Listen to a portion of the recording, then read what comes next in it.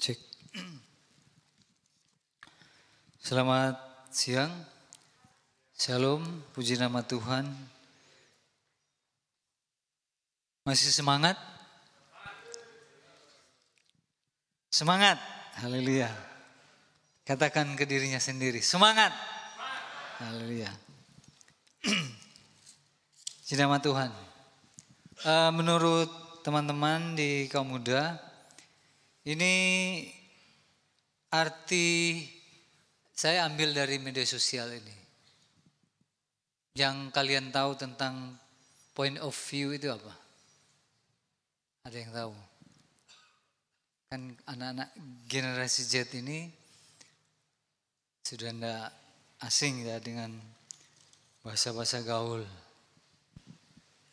Ada satu dua orang aja? Oh, Mitio, silakan Mit. Oh, ngangkat tangan tadi? Enggak. Tadi ngangkat tangan? Enggak jadi. Ya? Sudut pandang. Itu artinya ya, sudut pandang.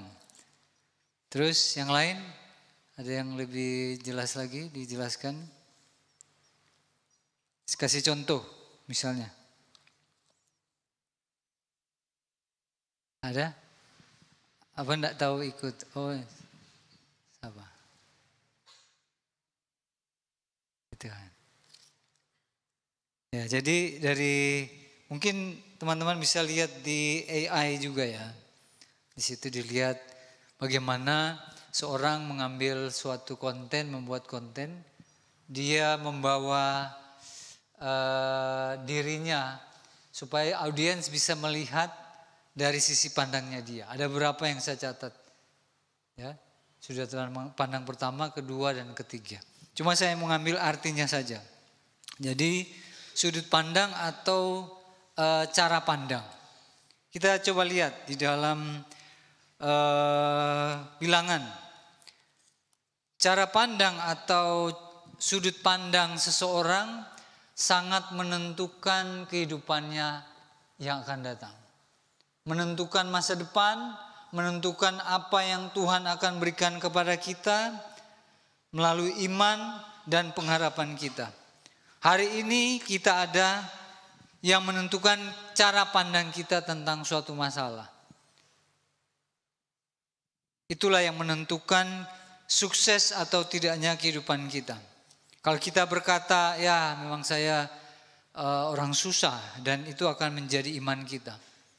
Jadi susah. Tapi pada waktu kita berkata, saya ini seperti sugesti, tapi itu bagian dari iman. Karena beranjak dari firman Tuhan. Ya. Bilangan kita lihat. Bilangan pasal yang ke-13. Bilangan pasal yang ke-13 tentang ke-12 pengintai. Kita baca dulu supaya teman-teman bisa melihat dari pandang Alkitab. Karena berbagai macam definisi atau arti itu banyak dari kamus KBBI juga bisa memberikan penjelasan. Tapi kita lebih ke perspektif atau cara pandangnya firman Tuhan. Kita lihat ya, saya mengambil beberapa poin saja. Di ayat saja ini ya. Pasal 13 ayat yang ke 28. Ya, kita lihat ayat 28 ya. Sudah? Kita baca bersama-sama, bergantian aja. Ayat 28 yang pria, ayat 29 yang wanita, sampai ayat yang ke-33. 28 yang pria dulu, karena waktu dijadikan oleh Tuhan itu pria dulu, baru wanita. Oke, 1, 2, 3. Hanya bangsa yang diam di negeri ini kuat-kuat, kota-kotanya berkubu dan sangat besar. Juga keturunan enak telah kami lihat di sana. 29.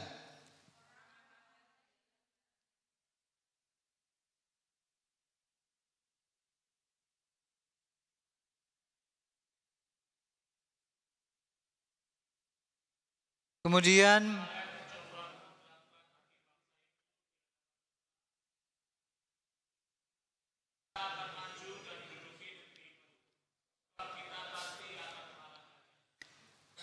Tetapi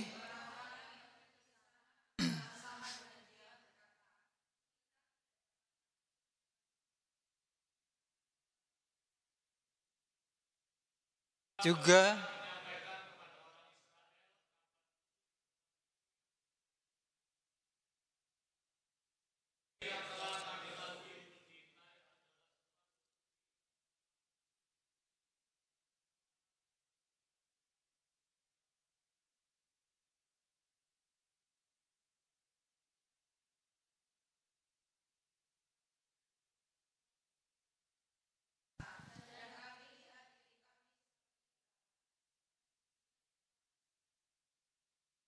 puji nama Tuhan. Ada dua perspektif cara pandang yang dilihat oleh 12 orang. Yang pertama kita lihat sebenarnya hampir sama realitanya, mereka melihat bagaimana itu orang enak, kotanya besar, dan juga orang-orang enak itu raksasa, memang betul ya.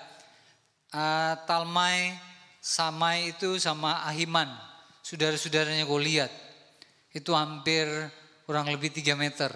Goliat 245 hasta itu satu kurang lebih 50 cm, 6 hasta.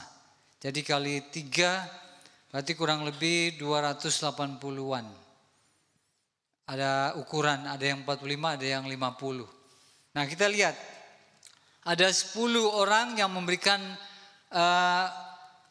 laporan yang negatif. Memang betul, besar-besar dan tinggi, kuat-kuat. Tetapi pada waktu mereka berkata melaporkan kepada Musa dan Harun, Kaleb bin Yefune ini mencoba menenangkan hati bangsa itu. Ayat yang ke-30 dikatakan, tidak, kita akan maju dan menduduki negeri itu, sebab kita pasti akan mengalahkannya. Terus ayat 31, tapi orang-orang yang pergi kepada bersama-sama dengan dia berkata, kita tidak dapat maju menyerang bangsa itu karena mereka lebih kuat daripada kita. Juga mereka menyampaikan pada orang Israel kabar busuk. Ini sudah mulai hiperbola, ditambah-tambahi. Tentang negeri yang diintai mereka dengan berkata, negeri yang telah kami lalui itu, lalu untuk diintai adalah suatu negeri yang memakan penduduknya. Dan semua orang yang kami lihat di sana adalah orang-orang yang tinggi-tinggi perawakannya. Juga kami lihat di sana orang-orang raksasa, orang enak yang berasal dari orang-orang raksasa. Dan kami lihat diri kami seperti belalang, dan demikian juga mereka terhadap kami. Ya kan? Bagaimana kita bisa melihat dari sisi penulis? Ya, dia menuliskan seperti belalang. Belalang kan paling tinggi segini ya. Jadi terlalu kecil. Jadi membuat bangsa Israel ciut, ketakutan. 10 orang pengintai itu sama-sama mereka mengintai tempat yang sama. Dan dikatakan sebelum ayat sebelumnya mereka mengambil hasil panen di Kanaan itu. Buah anggur, buah delima dan buah zaitun diambil dan mereka melaporkan. Kita lihat ada 2 tipe orang di sini ya. Di mana kita berada hari-hari ini? Kita melihat dari sisi pandang 10 orang atau dari sudut pandang dari 2 orang.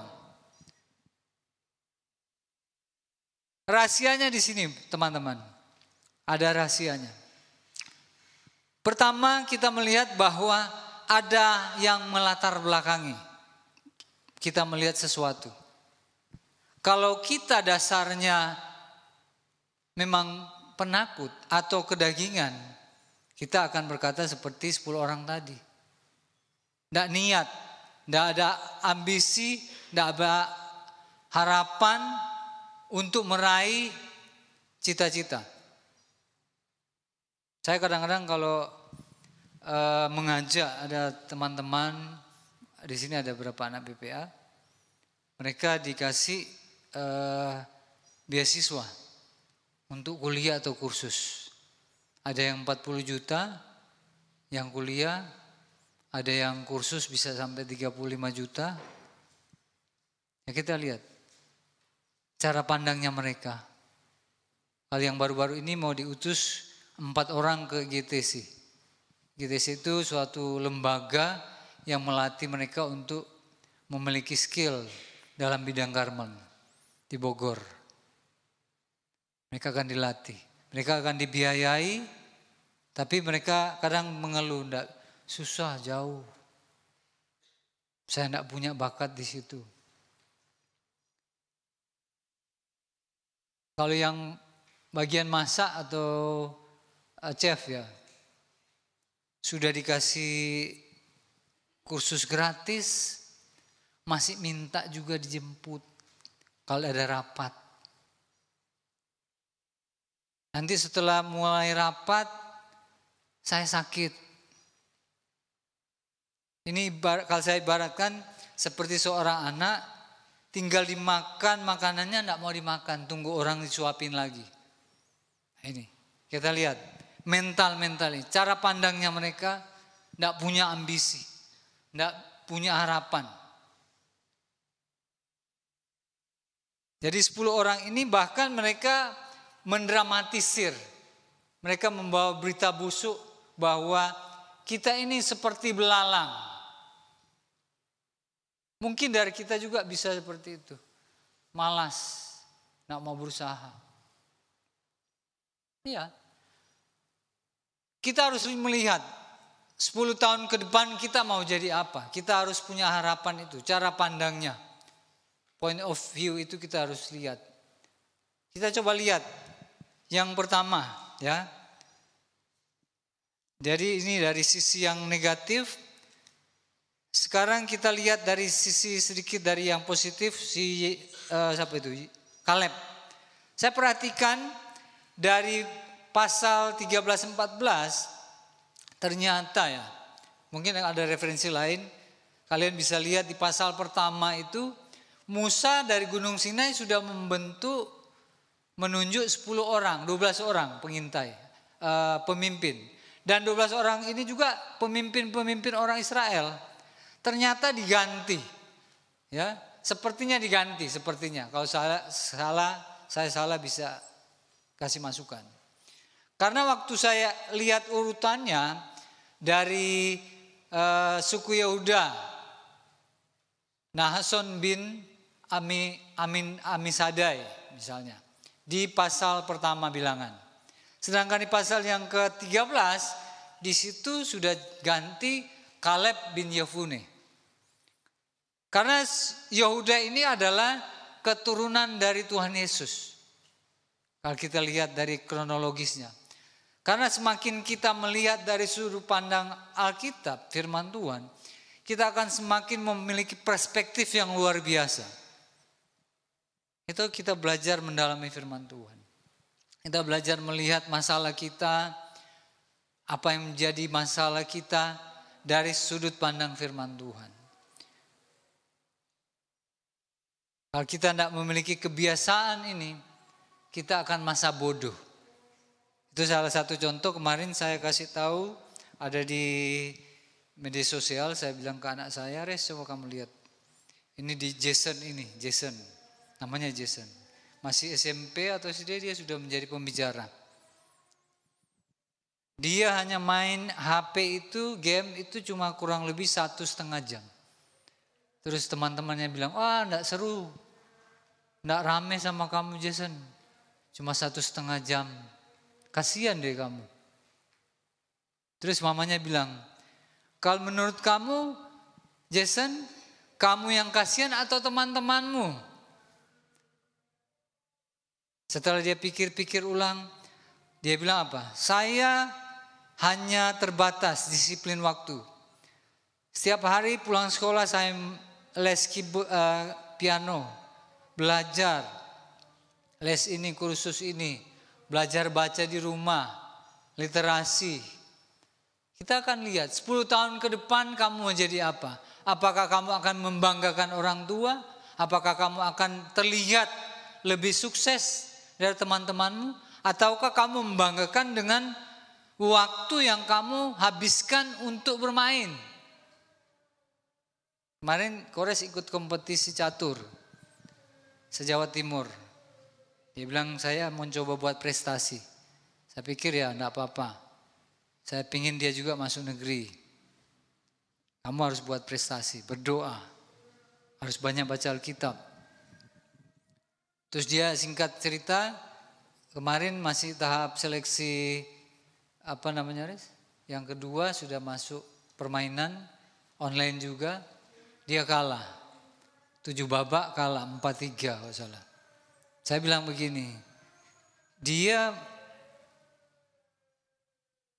mainnya catur terus. Jam terbangnya sudah catur. Kamu jam terbangnya ML. Main game terus. Ya dia lah lebih menang daripada kamu. Jadi apa yang membuat cara pandang kita itu dibentuk dari apa yang kita bentuk hari ini. Apa yang masuk di pikiran kita hari-hari ini. Apa yang membuat disiplin kamu waktu hari-hari ini. Itu yang membentuk kita ke depan apa yang kita akan raih. Cara pandang kita. Perspektif kita. Kalau kita bilang biasa aja, berjalan aja seperti biasa, orangnya juga ya begitu-begitu, sukses juga kok. Kita lihat Kaleb bin Yefune ini. Saya lihat Kaleb bin Yefune.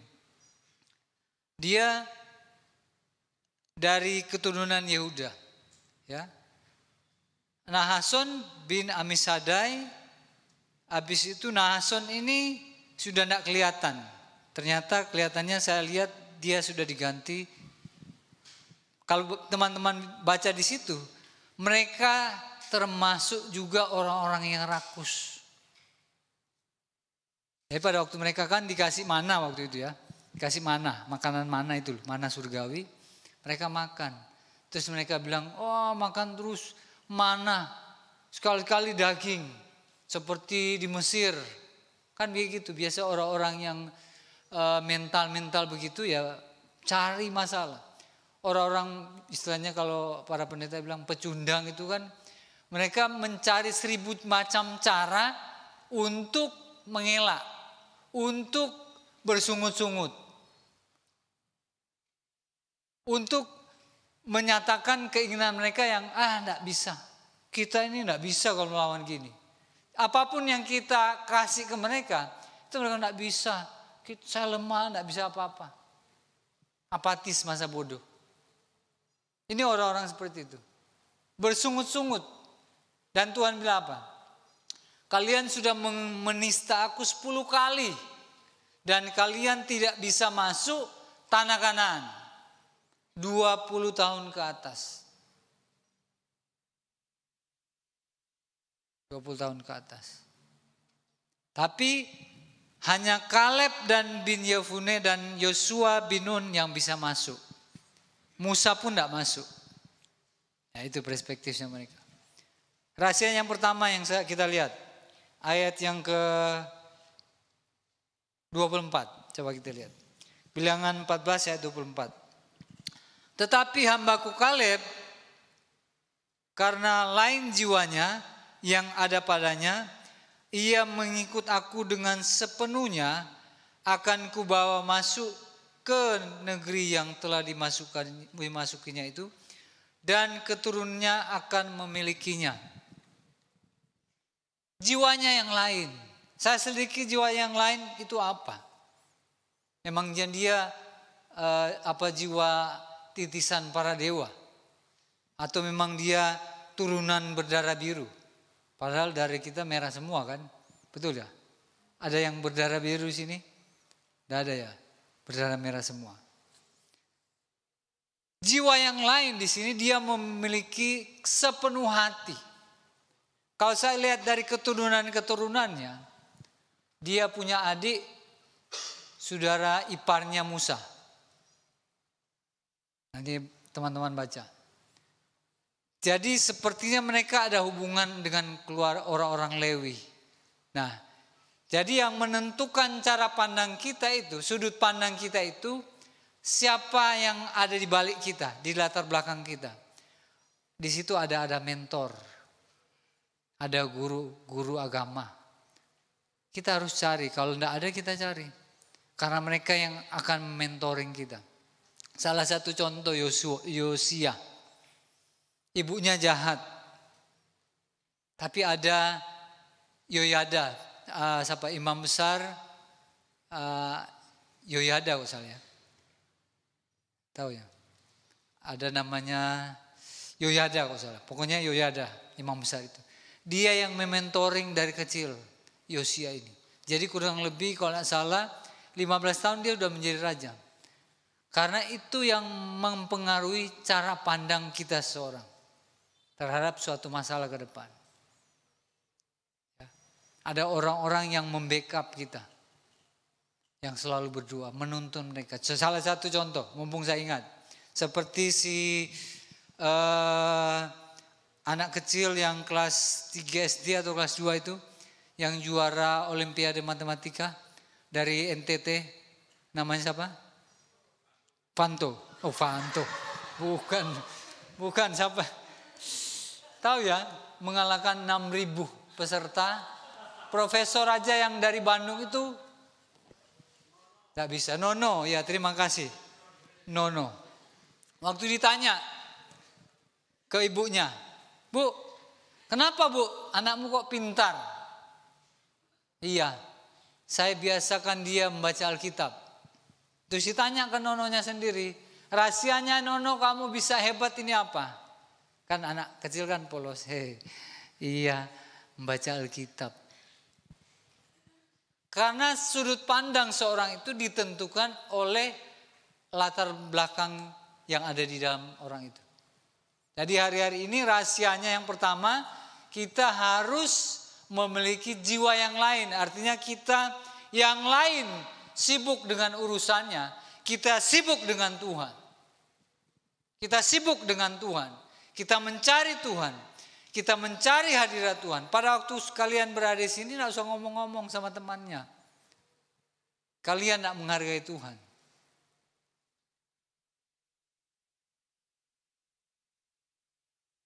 Belajar menggunakan waktu. Kesempatan ini terbatas. Di luar negeri orang anak muda itu sudah jarang beribadah. Kalian masih dikasih kesempatan. Kalian pakai waktu itu. Untuk beribadah kepada Tuhan. Masuk hadirat Tuhan.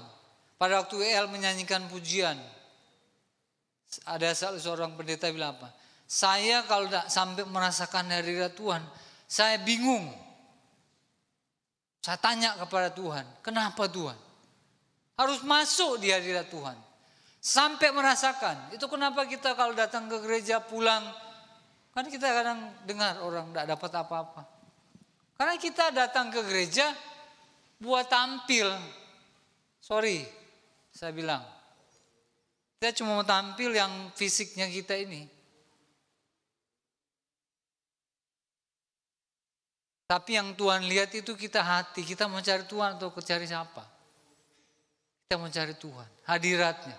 Itu sering-sering masuk di hadirat Tuhan. Ya, rahasia pertama kita memiliki roh yang lain, jiwa yang lain. Coba kita lihat. Nah, kalau Yosua ini sudah nyata di situ. Kalau Kaleb tidak ada latar belakangnya. Yosua dia mengikuti Musa. Dia belajar dari bapaknya Musa. Bagaimana Musa masuk hadirat Tuhan.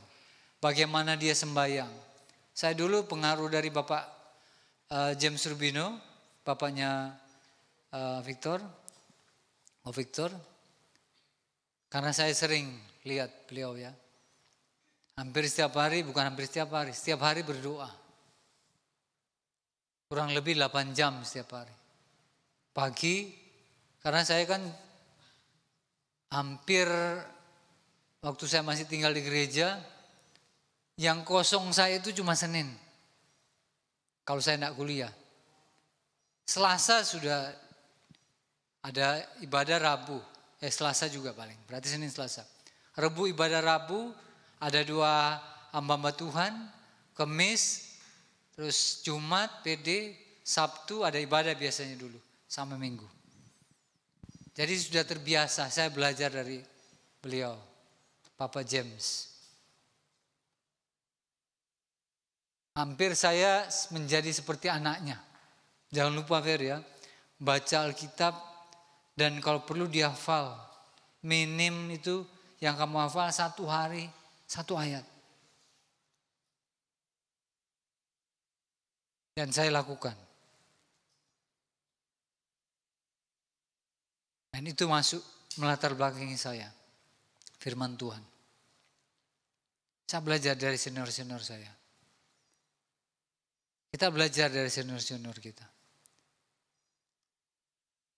Kita lebih baik melihat yang baik dari mereka. Selama kita masih ada di dunia ini. Kita lihat dari perspektif lain. Cara pandang yang lain. Kita lihat di dalam Kejadian pasal 22. Tentang Musa. 22. Ya. Ayat 24. Kita baca bersama-sama. Kejadian 22 ayat yang ke-24. 1, 2, 3. Dan Abraham menamai tempat itu. Oh belum. Sama-sama. Sama-sama kita ya. Kejadian 22 ayat 14. Pikirannya saya ini tapi ngomongnya lain. Kejadian 22 ayat 14. 1, 2, 3. Dan Abraham menaik tempat itu Tuhan menyediakan. Sebab itu sampai sekarang dikatakan orang di atas gunung Tuhan akan disediakan. Ini pesan yang saya dapatkan dari Tuhan buat kalian. Jadi kenapa di atas gunung? Waktu di atas gunung kita bisa melihat banyak. Di atas gunung kita melihat luas. Kita lebih jelas. Dan lebih nampak hal yang di bawah itu. Berarti berbicara tentang visi. Apa yang Tuhan mau sampaikan kepada kita. Apa yang Tuhan mau dari kita. Itu sering-seringlah naik ke gunung. Ke gunungnya Tuhan. Sering-seringlah cari hadirat Tuhan. Karena pada waktu kita mencari hadirat Tuhan. Kita akan dapat rema.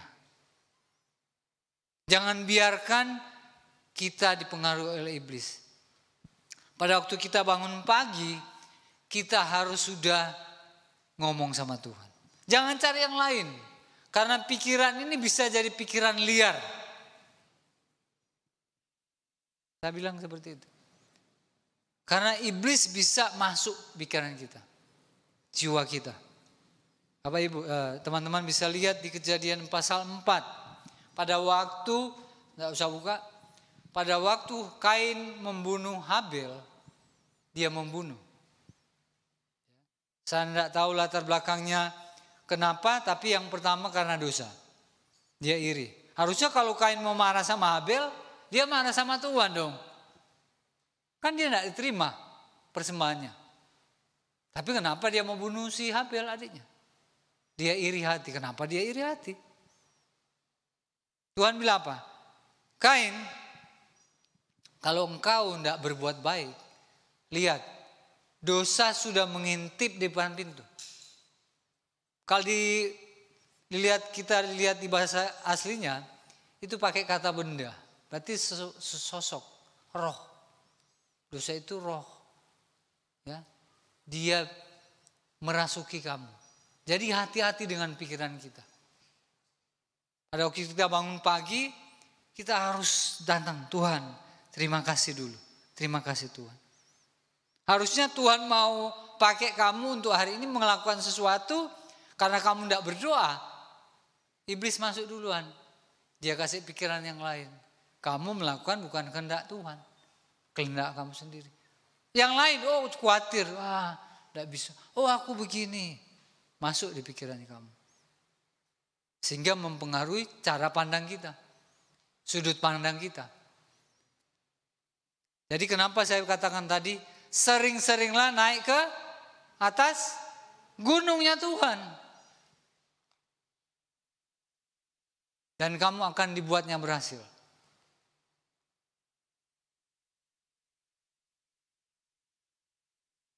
Tuhan akan membuat kita berhasil. Kita tidak stagnan. Kita akan tetap bergairah. Bersemangat. Betul. Kita akan dibuat bersemangat sama Tuhan. Tidak mungkin Roh Kudus itu stagnan. Dia akan buat dinamis, dunamos bahasa aslinya. Dinamit itu seperti ledakan yang keras. Kita tidak gerak kalau tidak bergerak. Harus kudu gerak. Kreatif, sang kreator kita. Dia akan membuat kita kreatif dengan hidup kita. Pasti, Bapak Ibu, saudara-saudara. Jadi rahasia pertama supaya kita memiliki cara pandang yang benar di hadapan Tuhan. Pertama, kita harus sering-sering naik ke gunung Tuhan. Mazmur bilang, siapakah yang boleh naik ke gunung Tuhan? Dialah yang bersih. Bersih apa? Hatinya. Nah ini, ketulusan. Kita ke gereja kita tidak tahu kan. Kelihatannya baik. Itu ada waktu wawancaranya Billy Lantang kepada pendeta Ko Alexander. Dia lama di Papua. Dia cerita. Ya, agak ekstrim memang. Pak Alexander bilang, gereja itu jangan bilang siapa-siapa ya. Saya cuma mengutip. Di gereja itu banyak orang munafik. Mungkin belum ada survei sih. Harus disurvei dulu. Terus Billy Lantang bilang, saya Pak Pendeta, waktu saya khotbah sudah cukup sering sih di gereja itu. Yang sering antar jemput itu sopir yang di gereja situ. Bilang, Pak Billy, kalau boleh Pak Billy carikan saya Pak pekerjaan lain Pak. Sopir juga enggak apa-apa Pak. Loh kenapa? Saya Pak sudah enggak betah Pak ikut di sini sama ibu itu. Loh kenapa? Saya sering dibilang anjing Pak. Hah? Masuk? Iya Pak. Yang pembantu di rumah juga ya sama. Dibilang anjing Pak. Nah lihat. Pendeta loh. Ya mungkin ibu gembala. Di gereja, kalau minggu kan ibadah, iya. Di gereja saja Pak, kayak malaikat. Nggak ngeri itu. Kalau Tuhan mau datang kembali, apakah kita sudah siap? Apakah itu orang-orang masuk surga? Cuma kelihatan di depan, tampil, kayak malaikat. Rapi, tapi hatinya apa? Firman Tuhan bilang, seperti orang Farisi. Seperti kuburan, tahu kan kuburan? Tuhan Yesus bilang apa? Mengecam orang Farisi. Kamu seperti orang Farisi, seperti kuburan. Di luar putih bersih, kelihatan lahir, oh suci murni. Tapi di dalam hatinya tulang belulang, rongsokan. Kita bisa melihat orang-orang seperti itu gimana? Dari omongannya. Kita lihat, kita bergaul dengan siapa, ngomongnya apa? Ngomong kotor. Pornografi. Ya itu muncul sudut pandangnya melatar belakangnya itu. Kita mulai introspeksi diri. Kita melihat hati yang nurani, yang murni. Siapakah yang boleh naik di atas gunung Tuhan? Ialah mereka yang bersih tangannya dan bersih hatinya. Jadi mereka harus bersih hatinya. Bagaimana kita bisa membersihkan hati? Yaitu dengan baca Alkitab. Berdoa. Amin.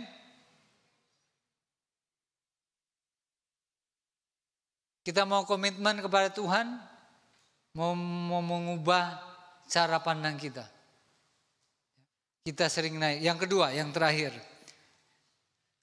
Roma 12 ayat 2. Ya, kita baca. Saya tutup dengan Roma ini aja.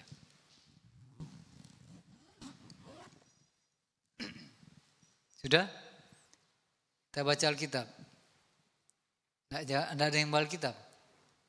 Coba diangkat Alkitabnya. Tidak ada. Oh, Kores bawa Alkitab. Kenapa teman-teman? Saya usahakan saya baca Alkitab, saya bawa Alkitab. Kalau jadi jemaat, Pak Modi khotbah saya garis bawahi.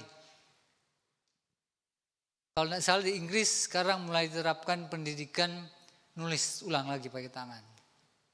Untuk membuat memori kita semakin bagus. Tidak lupa gampang pikun. Betul. HP ini bisa jadi bagus kita, bisa jadi jelek. Memang mau dibawa ke situ. Mempengaruhi, menghipnotis pikiran kita ini. Supaya kita hal-hal yang manual itu sudah tidak terlalu suka. Padahal kalau kita, salah satu contoh kita harus menyentuh tanah kan. Ada elektron-elektron yang muncul dari kaki. Jadi semua. Jadi sistem digital itu kadang membuat kita malas. Kita buka Roma 12 ayat 2. Roma 12 ayat 2. Sudah. 1, 2, 3. Janganlah engkau serupa dengan dunia ini.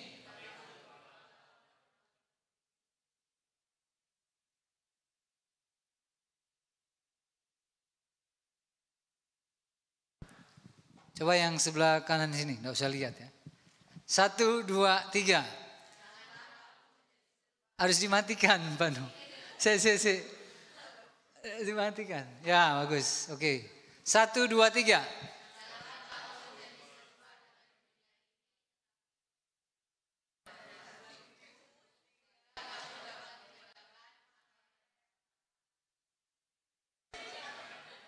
Tepuk tangan buat mereka. Puji Tuhan. Coba yang sebelah kiri. 1, enggak usah lihat loh. Nanti lihat denda loh. 1, 2, 3. Kelihatan ini. Aduh. Memang ini bahasa surga ini susah, Pak. Kalau hati kita ini tidak dibiasakan, itu Tuhan bilang, mau masuk kerajaan surga itu seperti seekor unta. Tahu ya unta? Masuk di lubang jarum. Kelihatannya mustahil tapi bisa sebenarnya. Itu kalau di Yahudi kan itu nama pintu. Lubang jarum itu. Memang masuk susah si untanya itu bisa. Tapi harus menunduk susah. Nah, kita harus belajar Alkitab ini harus menjadi habit, kebiasaan. Itu kalau kita bilang, aku cinta Yesus. Kalau kita tidak baca Alkitab, nonsen.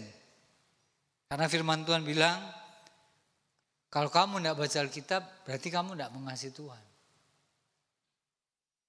Mau tambah ayat 1 lagi? Atau kebanyakan? Nanti hafal di rumah ya. Nanti minggu depan kita ujian. Mazmur 119. Saya tutup, masih sedikit ya. Angel, izin ya. Mazmur 119 ayat 97. Catat ini ya. Itu saya bilang pakai Alkitab, digaris bawahi, pakai stabilo. Saya dulu, papa saya beli stabilo bisa 5 macam warna. Saya warnai. Karena itu melatih otak kita Bapak Ibu, saudara-saudara. Ya, otak kita dilatih. Apa yang kita lihat itu akan terjadi. Kalau kita lihat terus yang suram, masa depan suram, madesu. Oh, ya jadi suram masa depan kita. Tapi kalau kita lihat masa depan cerah, cara pandangnya jadi cerah. Coba kita buka. Mazmur 197. 1, 2, 3. Betapa ku cintai Tauratmu Tuhan. Sudah?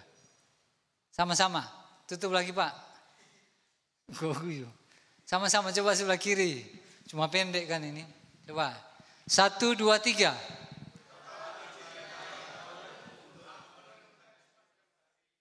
Satu kali lagi.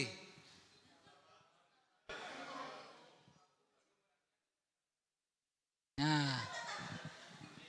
Coba yang kanan. 1, 2, 3.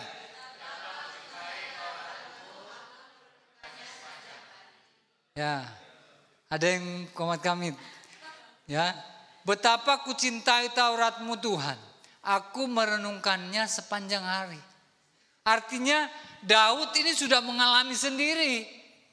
Sudah mendarah daging. Jadi kalau dia tidak baca Alkitab, tidak merenungkan, stres dia. Itu ada ayat dia bilang apa? Kalau aku tidak suka firman Tuhan, Aku sudah lama binasa. Luar biasa. Sampai demikian. Jadi kita harus punya pengalaman seperti itu. Sampai kita dulu Ko Budi bilang apa? Nggak makan sebelum baca Alkitab. Ada program itu ya Nyong? Dulu kalau salah ya. Kalau nggak baca Alkitab, nggak makan. No Bible, no breakfast. Ya. Kalau boleh nggak apa-apa. Betul-betul Tuhan mau lihat kerinduan hati kita. Tuhan, aku pingin sekali mendekat denganmu Tuhan. Aku ingin mendekat sama Tuhan. Itu kejarlah, mengejar hadirmu. Kita kejar Tuhan. Pak Modi kan selalu Pak Gembala bilang, kalau kita dapat Yesus, kita dapat segalanya. Amin. Puji nama Tuhan. Kita bangkit berdiri.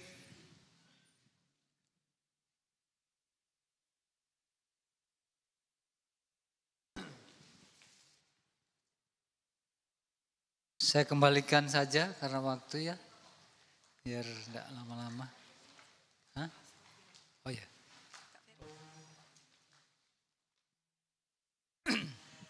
Mari kita tutup mata semua. Jangan biarkan iblis mengambil firman Tuhan. Karena dia seperti singa yang mengaum-ngaum.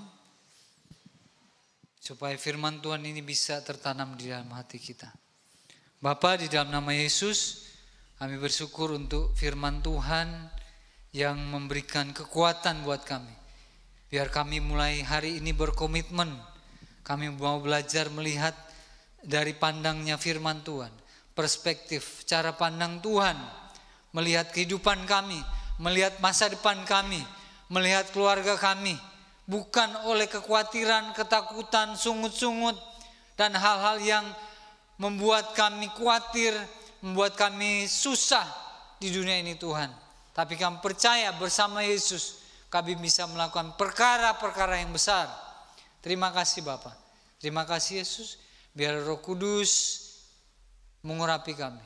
Draw me close to you Jesus. Tarik kami kepadamu Tuhan. Tarik lebih dekat lagi Tuhan. Tarik lebih dekat kami. Tuhan, kami mengejar hadirat-Mu Tuhan. Ajar kami Tuhan. Lembutkan hati kami Tuhan. Terima kasih Bapa. Berbicara terus Tuhan, hamba-Mu terbatas. Biar Roh Kudus terus berbicara atas kami Tuhan. Rangkul kami Tuhan. Genggam kami, eram kami Tuhan. Di dalam nama Yesus kami berdoa dan mengucap syukur. Haleluya. Yang percaya katakan amin.